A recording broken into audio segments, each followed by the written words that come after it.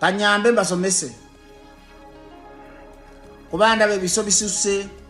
okutya kuyitiridde entalo zisuse Palaso totya Alien Skin totya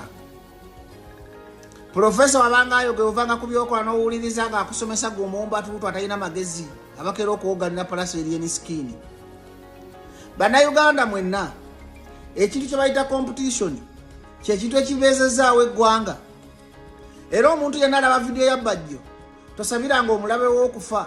omulabe wakuwa amaanyi okukola no improvinga no bawakabi ndaba agaboza akagenda simanyi Alien Skin agenda kusalisa Palaso simanyi Lugogo tegenda kuba bantu oli musiru niza nokuwemula kuba ndi musajja muzadde nti Palaso abadde alanze mu bishoye olunaku lyakuba Alien Skin lwe lunaku shoyo yayimongokamu era Palaso webaze nnyo Katonda eyakuwa amagezi n'okuba Alien Skin ate Alien Skin n'akusinga obwongo n'atakuddiza kuba Alien Skin abakukuddiza yandibadde akazannyo kafudde abantu bandeze ne Alien Skin ali violent ti mu lutalo lonna bw'okuba omuntu n'omuddiza wabawo kye bayita sympathy kati sympathy eri wa Alien Skin because musajja ati yawanika emikono ng'ate abantu baali bamanyi nti gagasita nange nyina ali nnyiza Alien Skin obutakuddiza naye nakiziyalizinga leeta nti after nga akulaze nti mental akukubye nafuna public sympathy yonna nakulaga nti yeti yayagadde kulwana naawe teyakuddiza gwe n'okuba Palaso yalinga akuba omulambo era olunaku olwo ensi yatandika okukakasa Alien Skin mu mutima nti ekivubuka kirina amagezi era olunaku olwo lwe mwalwana music industry lwe yadda waggulu naye mbalaba mwena musula ku bugege musimanyi bagenda tusalisa show okumanya muli bawumba tutu muli basiru gwe muna Uganda alaba video ya Bajjo eno Freedom City ne Lugogo temubyawula Palaso show eri ku mitwalo 2 eya Alien Skin eri ku mutwalo gumu audience ya mitwalo 2 yanjalo bali bamba fina bagenda kulaga mani simanyi baguze meza 10 audience ya Lugogo yafe Bajjo ya Freedom City yafe ba 10 ba Bajjo abantu ba wansi kati competition ebera wawo wetuka okwagala n'okulabanga mugamba police te wabantu lukusa simente mukola bisho era kyawandikiwa wanti sheina kubeera ye mu Uganda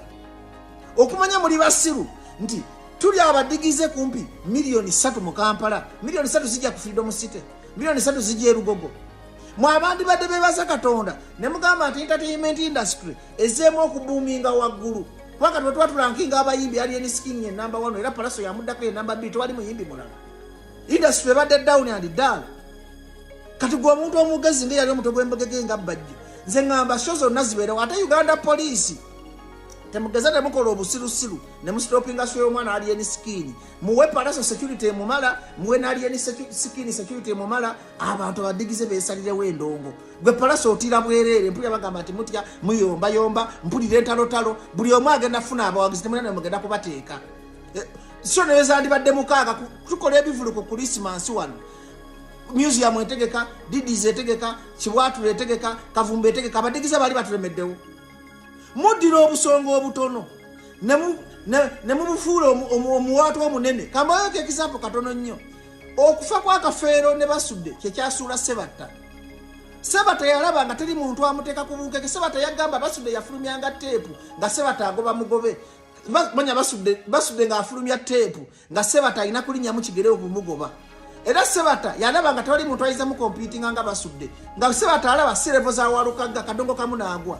buli wamutakiriza competition mu kintu buli obanga oli mutiitizi wa competition kitegeeza obeera musirwa Palaso wandibadde webaza Katonda oyo mwana Alien Skin gye yava n'omusabira kubanga akuyambe n'akuhayipu nga kyebadde ogiranze bubi shoyo tebadde agimanyi mubadde mukoma na buli bulango bwe MTN nayo ogiraba yeeya bweya mu bulango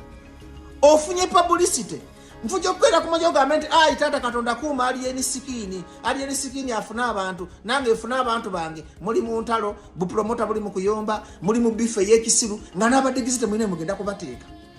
Freedom City egenda kufisa abantu ne Palaso ate ne kirasi zaawukana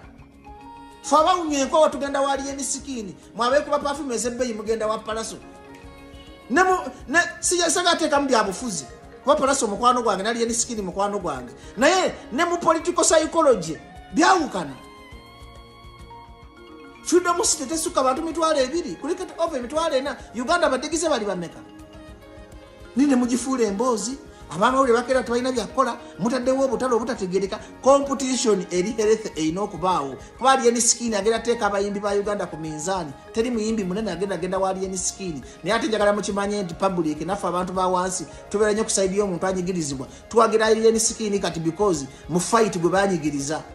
njagala go omuntu yenayina nga tunakola kya busiru njagala omanye ekintu kino nti public ebeerawo oyo anyigiriza that's why sigati tuvuganya Museveni tumwamukyawa because atunyigiriza ate nga banyigiriza tuli bangi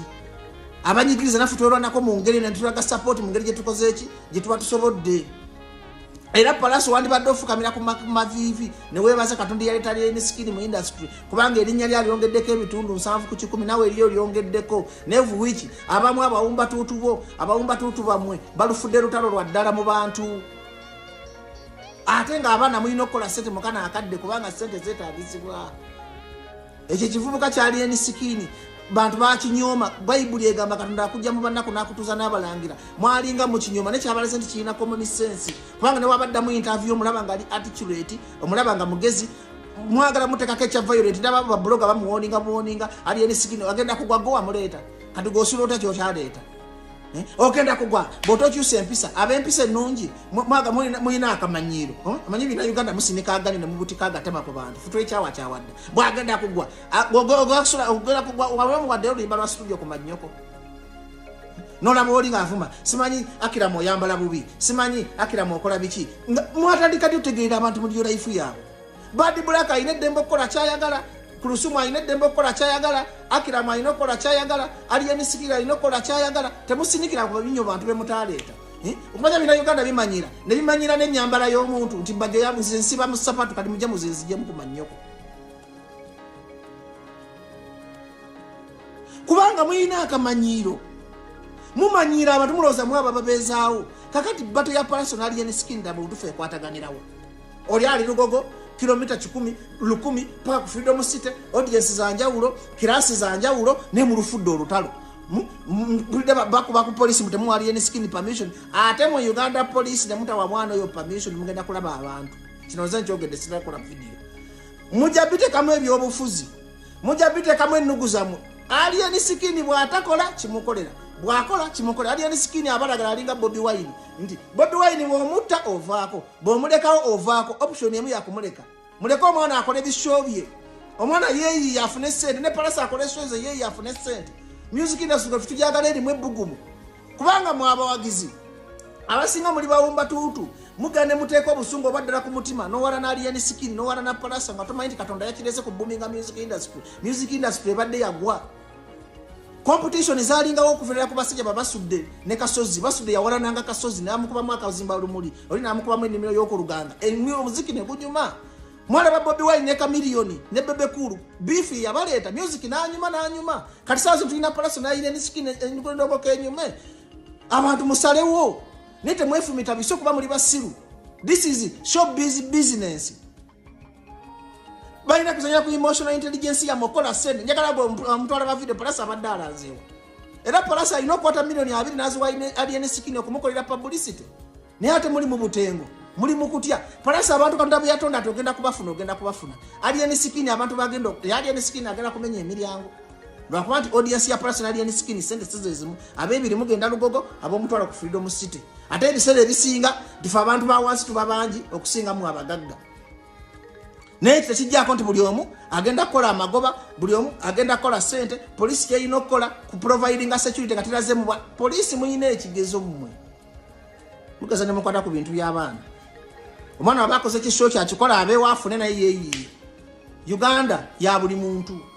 ate Uganda abanyigirizibwa tuli bangi okusingamu abanyigiriza kakati n'abanyigirizwa bagala kulaba musobola obba wa justice oba temusobola obba wa justice zefundikira ngamba ti competition ya Palaso ne Alien Skin eri health ate buli omu agenda funa abantu ate buli omu ayawukana mu kirasi ate Palaso mugezi nnyo okweripa kwa Alien Skin kuba show yebadde enfu naye kati ogiweeyinga olaba TV za government zigamba tugenda Lugogo abantu bansi bagala tugenda ku Freedom City ate nga buli omu agenda kufuna abantu babalemera omugjewo omululu